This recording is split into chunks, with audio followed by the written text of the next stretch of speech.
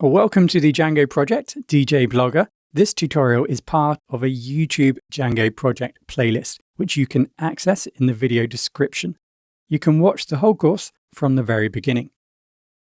If you enjoyed this course and would like all the updated tutorials and associated code samples and more, you can check out this course and other courses this project features at Udemy. The link to the course is in the video description. Now that we have some of the templating completed on the index or the home page, we can now turn our attention to the content that we want to have on the home page. So our goal is to, down here on the left-hand side in our template that we're building, we're going to have all of the posts that are from the database displayed here. And we're going to allow the user to lazy load the content, and the content is going to be continuous. So they can keep scrolling down. As they scroll down, when they get to a certain point, we're going to load in more content for them. Depending obviously how many posts we have in our database, obviously it will scroll down to the amount of posts that we have in our database. But we are going to lazy load everything in. So in this tutorial, we're going to learn how to start to set this up and actually display the data here in our homepage. And then in the next tutorial, we start to think about actually lazy loading that in. So we're going to use HTMX to paginate and to load in the data as and when the user scrolls down more. Okay, so let's just close up where we left off previously. Just close everything down. Right, so we're going to be needing to work here in our templates, djblogger templates. We're going to be utilizing the index page, of course. So first up, we are going to need to build a little bit of templating here. What we want to do is to build the templates. This is our page that we built so far. We want to build a little template down here so we can have a left and right hand side. So on the left hand side is going to be all the content or the posts, and the right hand side will be eventually a nice little tag cloud here and the footer. So just underneath the splash here, now we can use this as an include. We could do this as an include. We're going to add this directly to our HTML template. Right, so let's start off with a div, and then we're going to use a class. Remember that we're using the container here. So class equals container, and that's going to then define the width of our content. So once we have that in place, let's go ahead and add a new row. And then aside of that, we're going to have two columns, one on the left and one on the right. But yeah, one on the left and one on the right. But what's going to happen here is that the right-hand side column is going to disappear whenever we go into mobile view. So that's going to happen in this case. So we want to specify that. So we're going to add two columns. So this first column is going to be a class col 12. So at the small size, it's going to be 12, the whole width. And then at the bigger size, col large, it's going to have a width of 8. So that's going to be my first column. And then we'll define our second column on the right-hand side, which is going to include the tag cloud. So in actual fact, we don't want to show this at the small size. So I just wanted to show you this. So this is going to be D none. So that means at the smallest size, this is not going to show, display none. So this element isn't going to be shown. And then when it gets to the larger screen size, in this case, column 8, because remember that's when it changes, this element changes. So when it gets to a larger screen size, it's going to show. So D, LG, we want to first of all show the block at the large element, and then we need to specify the size at that size. So that's going to be column, I can have a column size of 4. So remember 8 plus 4 is 12. We need to go up to 12. So let's just try that. So that's A and B. So let's see that in action. Let's go back to our version. And there we go. So we have A and B, and that looks like it's pretty much aligned up how we want it to be. So let's now grab the data so we can add it into our template. So let's move out of the templates. Let's go back into our blog app and then go into the views. Now we have already created our view here for the home, and we have already specified that we want to collect some data or list some data. We're here, remember, we're using a list view. Essentially, that's going to allow us to give us the tools for us to select the database. And then what's going to happen then behind the scenes, a query is going to run. And essentially what's happening here is that all the data from the post table is going to be collected and readied and prepared so that we can then add it to our template. So we specify the model here in our list view. And then what we can also do is specify something called the context object name. So this is a reference, if you like, to the data that's been collected from this class here, or this view. And this is the reference that we're going to use in our template so that we can access our data. So let's just call this posts. Of course, this needs to be equals. Let's change that. So we have everything here that we need now, in actual fact, for us to then now go into the template. So behind the scenes, we have told our list view here that we want to utilize or grab all the information from the post table. And we're telling it that when we return it or when we access it in our template, we're going to access it via posts. Let's first of all just make sure that we actually have some data. So the server is turned on. Let's go back into our admin. So admin password. We set this up earlier. So now let's go into posts. So we do have 2 posts here. If you don't, then just go ahead and just add a new post. Make sure you fill everything in and press save. So we do have 2 posts, or at least I have 2 posts here that's available. So now we need to go back into our template. I'll drop that down. Let's go back into our templates and then into the blog index. So there is a little bit of work that we can need to do here. Now we can go ahead and build this in a modular way. We simply just need to ask ourselves, is this piece of code that we're writing here, is it going to be utilized throughout or used anywhere else in our application? Now, it might not be very clear at this point, so we might just go ahead and type this out. And later on, we might make this into an individual component, reusable component, which we can then utilize somewhere else in the app here. But for now, let's just make this part of the index page. So we're going to start off by looping out the data. So behind the scenes, like we've already mentioned too many times maybe, we've already grabbed the data from the database. This behind the scenes is running a query. Select everything from the post table. We've already selected our template. We know that we're using that. And now that when we collect the data, we're going to refer to it as posts. So let's go back into here. Let's create a for loop. So for post in, and then remember all of our data is in posts. So that's our data. So what we're going to do here is we're going to loop through our data that's returned from a database. And for each instance, we're just going to print it out. So let's just see this in action first. So we get an idea. So we need an end for here. Just make sure that we end. And now we're ready to loop. So remember, every time we loop data, the data is going to be stored, if you like, for every object that's returned, every instance that's returned from a database. Here we have 2 items in the database, in our post table, sorry. So this is going to loop twice. Each time it's going to be placed into post. So what we can do here is we can say post dot and then something we want to output. So let's output, for example, the title. Now, if you're not too sure what to output, go back into your model, have a look, see what we can output. So this is all the data that's going to be extracted from the database for each of the objects that we have in the database so that we can output it to the page. So I'm going to just output the title in this case. Right, so I'm going to output the title, and obviously that's going to loop twice and output 2 titles because there are 2 items in the database. So if, for example, let's go ahead and just wrap that up in a p tag so that it provides a little bit of space, for example, between the 2 items. For now, there we go. So let's just try this out. So let's go back to our blog. So we're just going to get out the admin here, go back to our homepage, and now you can see the 2 titles of our posts that we have stored in our post table. So those are the 2 titles. So now we know how to roughly extract data from the database and add it to our template. Let's take a look here what we're trying to build.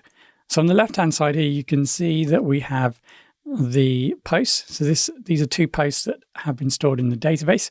We want to build our application and to output the author name, the title. This here is the subtitle. This is a field that we included in the post table. and then in addition to that, the date that the post was created. In the first phase of this course, we won't be dealing with images, but we do want to have an area for an image, and so we will automatically generate these random images on the right-hand side, which will ultimately or eventually represent images that we're going to upload ourselves and attach to individual posts. In terms of behavior and other aspects we might need to think about, you can see that whenever I move my mouse over any of these posts, it would take me to that post. So we're going to need to make the whole element here into a link. So let's wrap all of the posts that are outputted in an A tag, and that's a link tag. And we can go ahead and change some of the properties of that, but let's just add a class for now. Let's go back in, we refresh, and you can now see we have 2 links. A link will need some sort of address to link to, if you like, href equals. So we're going to need to specify that shortly.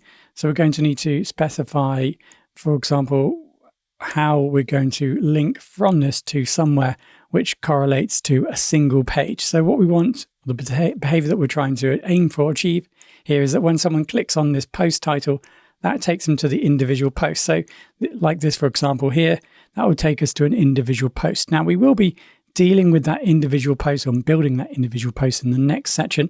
So for now, let's just focus in here on the actual style and structure of this section here.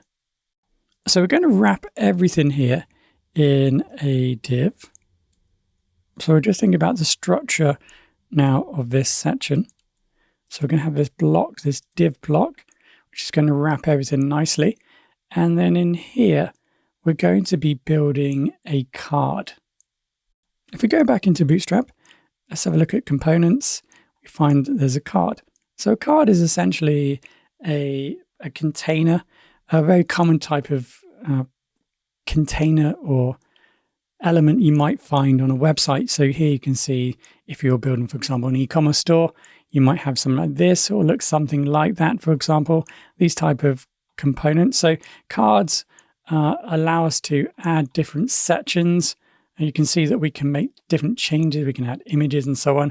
We can obviously change the orientation of this, so the image can be on the right hand side and so on. So these are just some tools that allow us to build some of these commonly found elements on web pages. So this is something that we're going to be utilizing in order to actually build a section for each of our posts that are outputted from the database.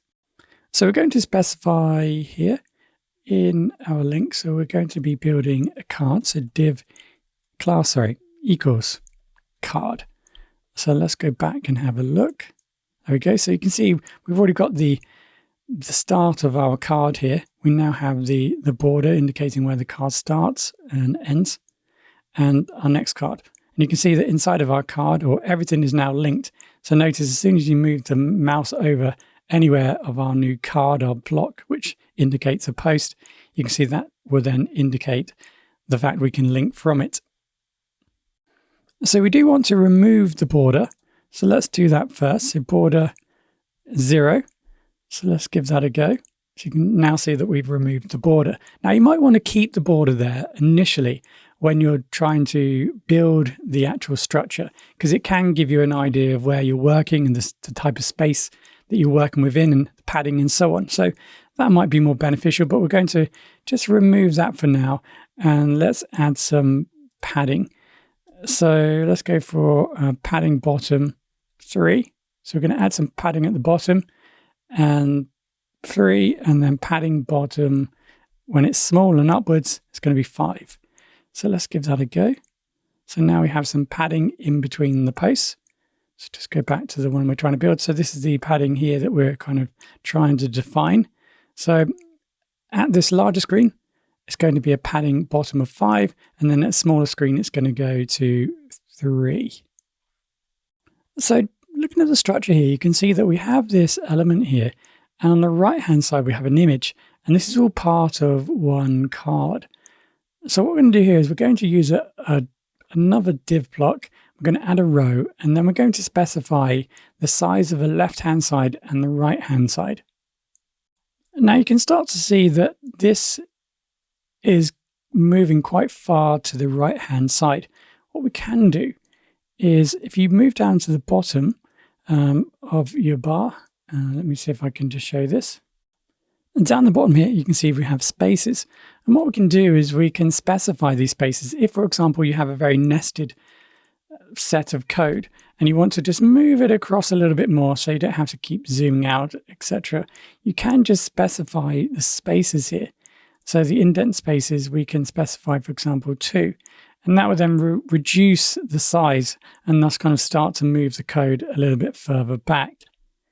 I'm just going to keep it to 4 for now, but that just gives you an option if that's something you prefer. Okay, right, so let's go ahead and build a new set of divs here. So this is going to be a row. So class equals a row. And then inside of our row, we're going to have 2 cells. So the first cell is going to have a column width of 8 even. So let's go class equals col 8. And then we'll create a second on the right hand side of that. And that's going to have a class equals col 4. Okay, so we have a left and a right here. So let's just add the title here on the left hand side. Let's just add some text here so we can see the right hand side in place. Let's go back to our code. So you can see here, that's where the image on the right hand side is going to be. And this is where the title and the subtitle, etc., like we have here, is going to be placed. Okay, so let's first of all add the author, title, subtitle, date. So let's add all the data actually into this block now. Let me just zoom out a little bit more.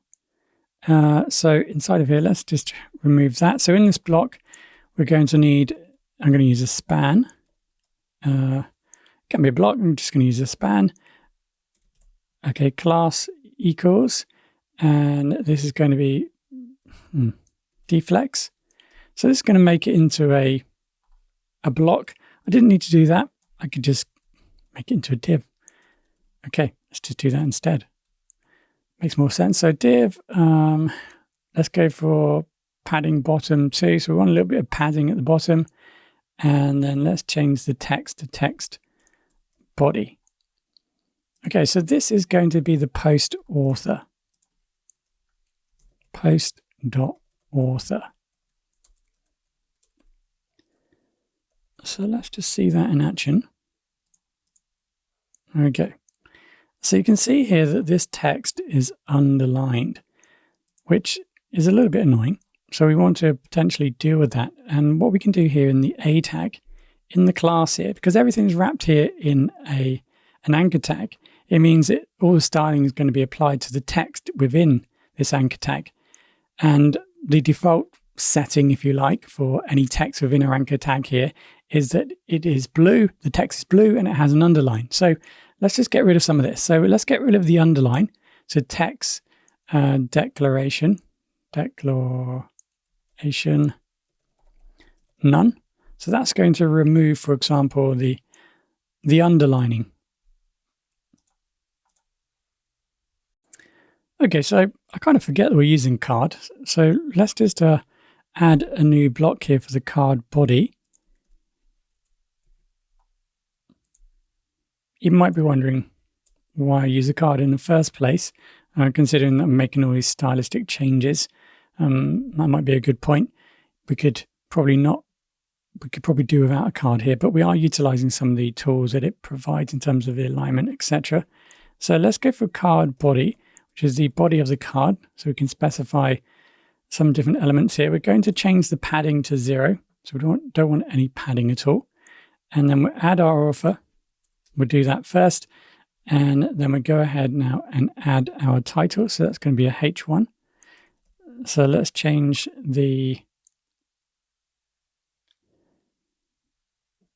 let's give it a margin at the bottom of 1. Let's just add the post title in. There we go. So that should be our post title. Let's check that out. Okay, we're getting there. So we've got the author, the title, and then we have a h2 tag for the subtitle. So this is going to be text muted, so it's going to be slightly grey.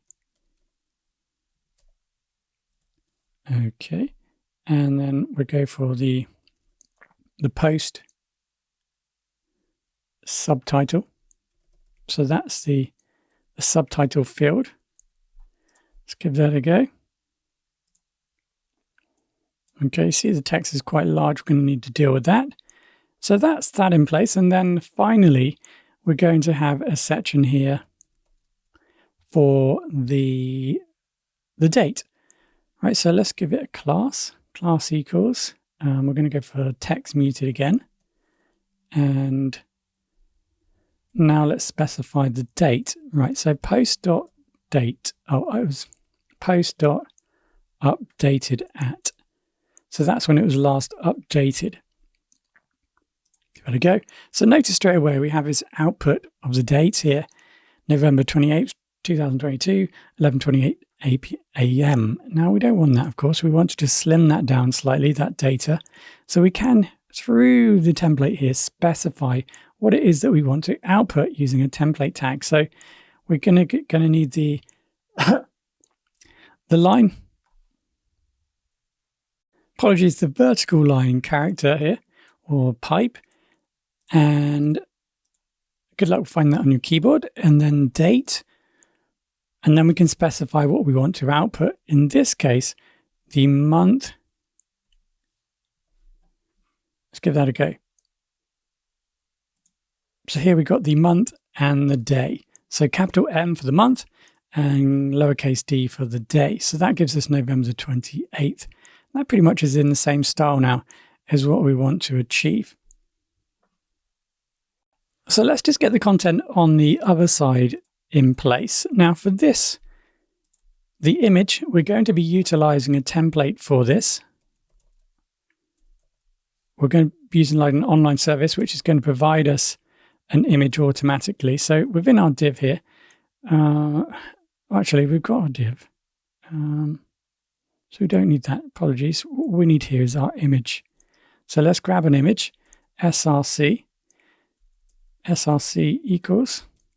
So we'll grab that in a second. And then let's just define a few things here. So if we want a fluid image that is going to kind of scale and change, we're going to use the image fluid class. And then what we can then do is also just float this on the right-hand side of the box. So it utilizes, or it feels as though it utilizes the whole width.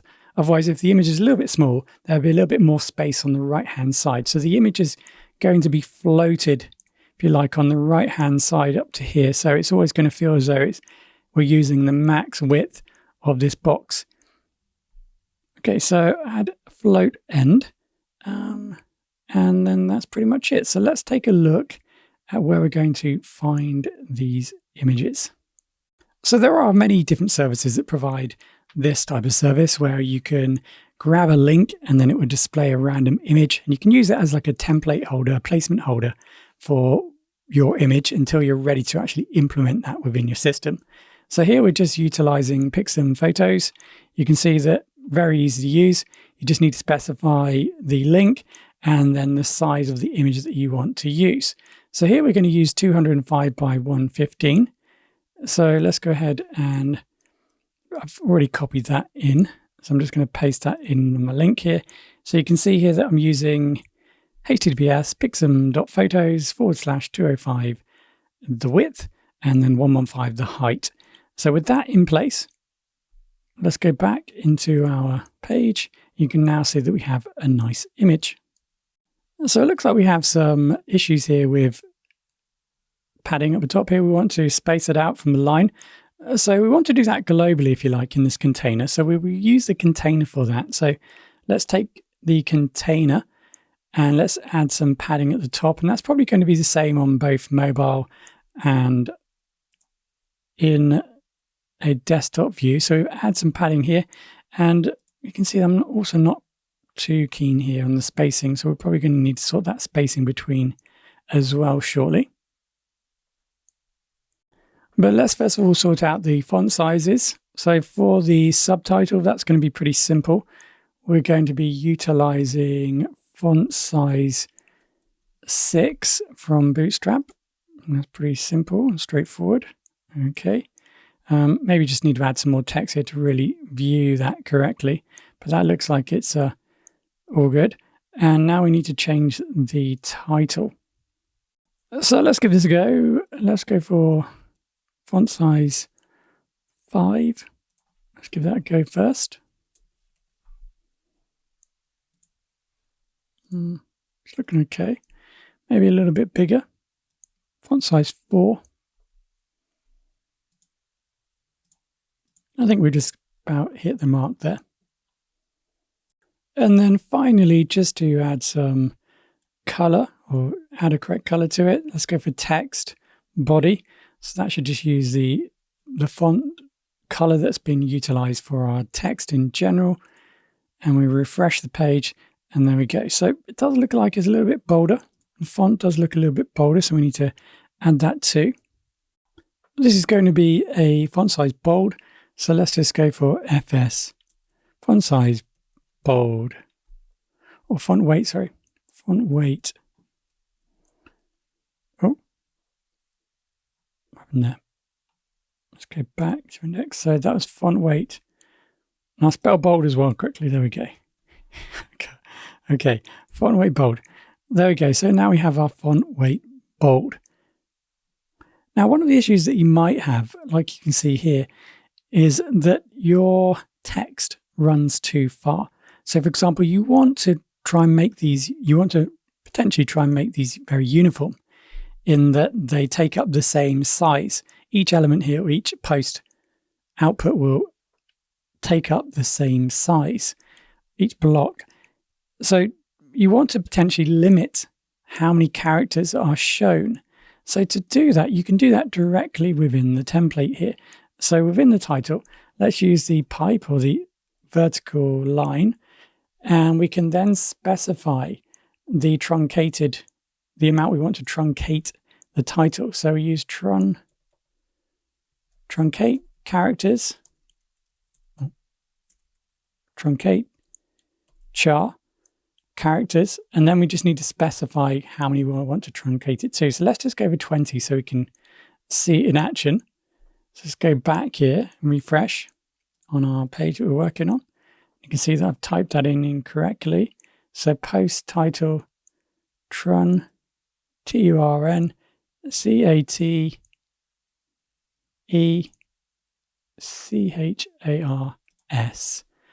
Forgot the S.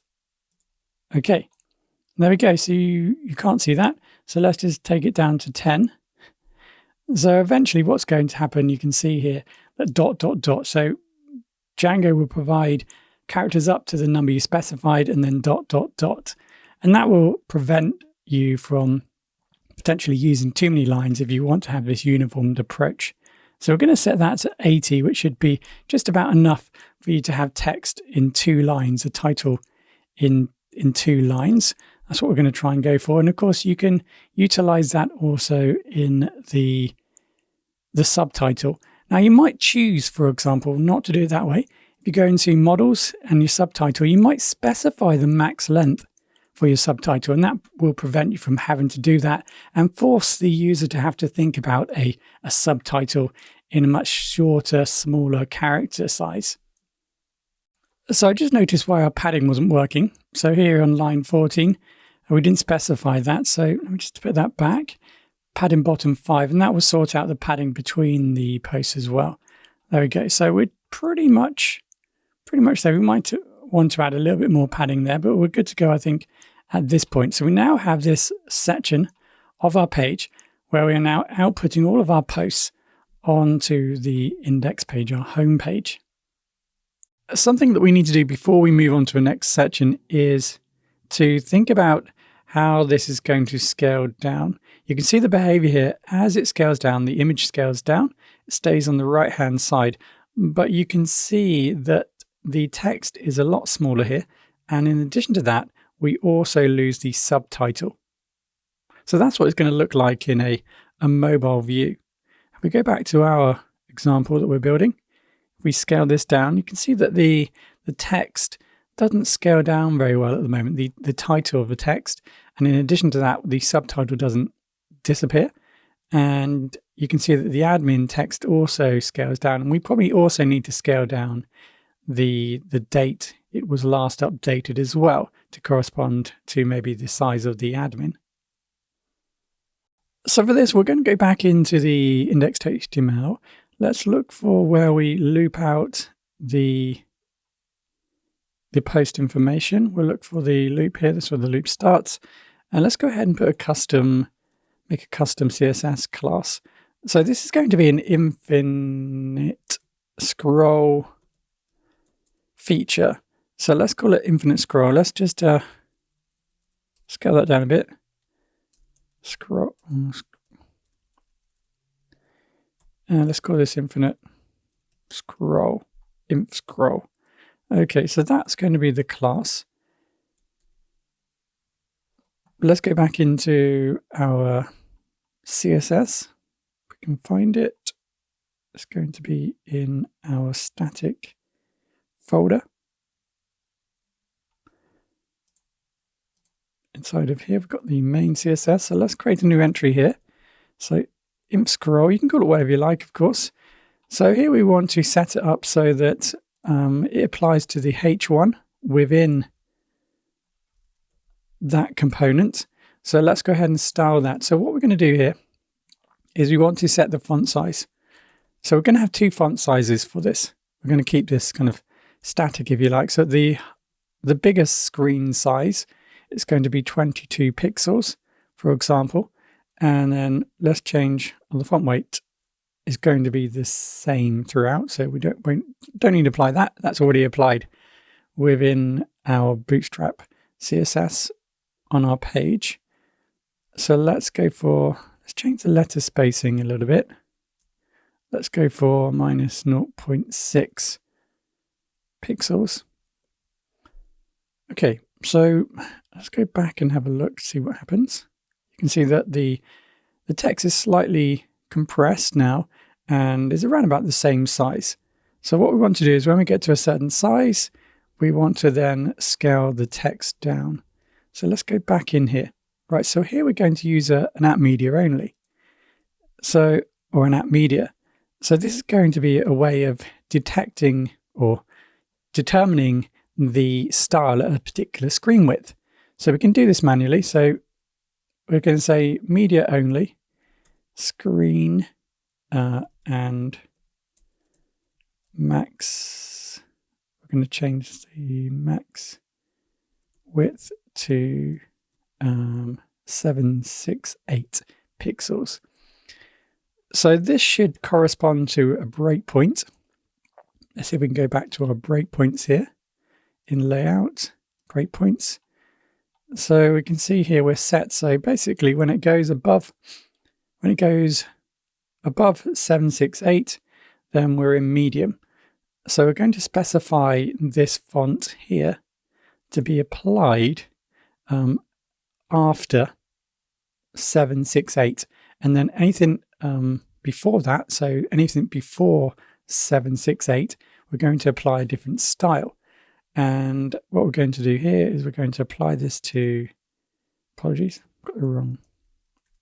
We're going to apply this again to infinite scroll, and now we're going to make some different changes. So the font size here, when it's at this smaller width, is going to be, and we can do this in rem, or we can do this in pixels. So let's change this to rem. If you're not too sure what the difference is in terms of what size this correlates to, just go back into your browser. There's a rem and pixel calculator to pixels. You can see that's going to be 15 pixels. So you can change it to pixels or you can use rem, whatever you like there. And then we're going to change the letter spacing. Let's change it to back to 0. So we're just overriding. So whilst the screen is below 768 pixels in the small or below size in terms of breakpoints or Bootstrap, it's going to be this, and then after that it's going to be 22 pixels. So let's give that a go. Refresh the page. So you can see that once we get into that 760, the text text should scale down. Let me just do a hard refresh. Doesn't look like it's working.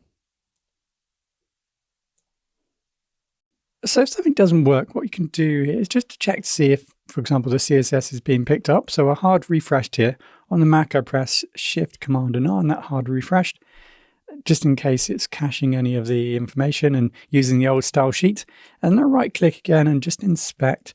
You can see here I've gone over to styles, and you can see that my style here is being seen, but you can see that the font size is not being applied correctly. You can see it's kind of lined out, and that indicates that something else is overriding it.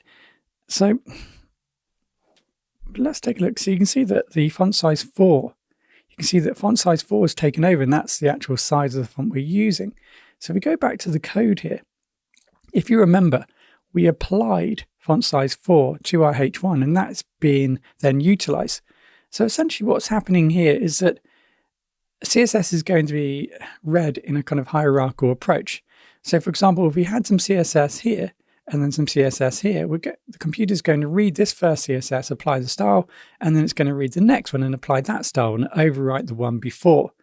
So because we have added style here within the class directly here, and our CSS is actually being imported in the head, the computer's first of all reading the CSS that's being linked in here and applying, and then it reads down, then it reads this CSS, and so our CSS is being overridden by this FS4. So be careful of that. So let's remove that and now refresh, and we can now see that our text is scaling appropriately. So in the higher and then in the lower screen scale. Okay, so with that done, let's now remove the component here that we don't need anymore, and that's going to be the subtitle element here. So we saw how to do that previously. Basically, the block can be shown or it can be hidden, and we can do that by utilizing the display property. So if we set display to none, then the box or the div, whatever we apply it to, won't be shown. So we're going to hide the subtitle at, I think, the medium breakpoint. So when it gets to, the small. So we're going to do it at small, it looks like here. So when it gets around about 540, you can see that the subtitle is removed. So this text here at the bottom here is removed. So let's give that a go. Right, so first of all, let's find the subtitle. So we're going to say here that when it's at the lower screen size breakpoint, it's going to not be shown. So if we set that to D none, you can see that on ours now, it's never going to be there. And obviously we want to show it when it gets to a certain width, and that's going to be medium. So let's set that at D, MD, and then block. So it's going to be shown when it gets to the medium size. So let's see that in action. So you can see it's not viewable. When it gets to medium, you can see that it starts to appear again. We should have really written a little bit more there. So we want to set that at small in actual fact, don't we? So let's set that to SM for small. So now then when it gets too small, you can see it is removed. And that just leaves us then with the title and the date and the author. So we want to scale down the date and the author as well. So let's do that. So let's go ahead and utilize this format here. And we're going to apply this now. Create a new class name here, infinite scroll. That's going to be author. And then we'll do the same thing again for the date. So we'll create two new class names, author and date.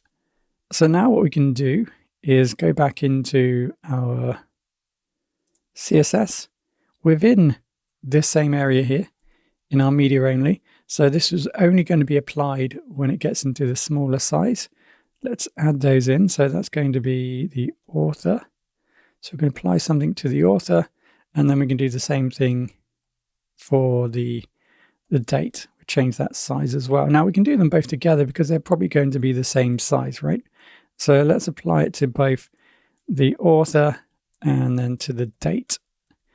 So we're just going to change the size of the text. So let's scale this down to maybe around about 12 pixels. So let's set the